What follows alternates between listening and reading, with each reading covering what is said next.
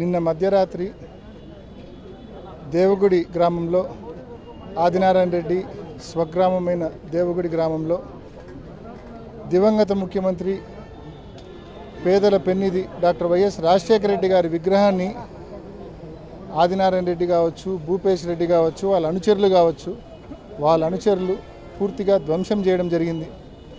ఆ విగ్రహాన్ని గతంలో ఏర్పాటు చేసింది కూడా భూపేష్ రెడ్డి తండ్రి దేవగుడి నారాయణ రెడ్డి ఏర్పాటు చేసినాడు. ఈరోజు ఏదైతే ఆ విగ్రహాన్ని నిన్న రాత్రి రాజశేఖర రెడ్డి గారి విగ్రహాన్ని ధ్వంసం చేశారో ఈ జిల్లాలో, ఈ రాష్ట్రంలో కొన్ని లక్షల మంది మనోభావాలు దెబ్బతిన్నాయి, సెంటిమెంట్స్ దెబ్బతిన్నాయి. ఇది తప్పుడు చర్య. ఈ చర్యను ప్రతి ఒక్కరు కూడా ఖండిస్తూ ఉన్నారు.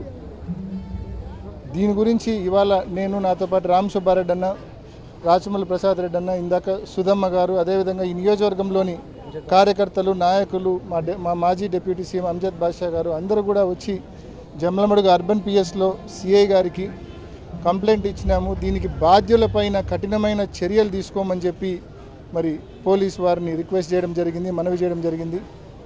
ముఖ్యంగా ఇదొక పిరికిపంద చర్య. దేవగుడి ఆదినారాయణ రెడ్డి గారు గడిచిన కొన్ని రోజులుగా, కొన్ని వారాలుగా ఆయన బిహేవియర్ చూస్తే ఏదైనా డిజార్డర్ వచ్చిందా అన్న డౌట్ ప్రతి ఒక్కరికి కూడా కలుగుతుంది.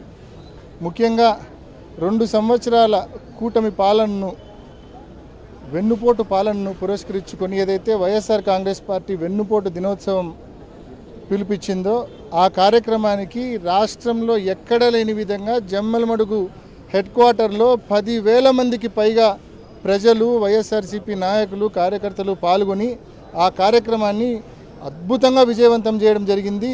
ఈ కూటమి ప్రభుత్వం ఏ రకంగా వెన్నుపోటు పొడుస్తూ ఉందో ప్రజలకు ప్రస్ఫుటంగా ప్రజలందరికీ కూడా తెలియజేసే విధంగా ఆ కార్యక్రమం విజయవంతమైంది.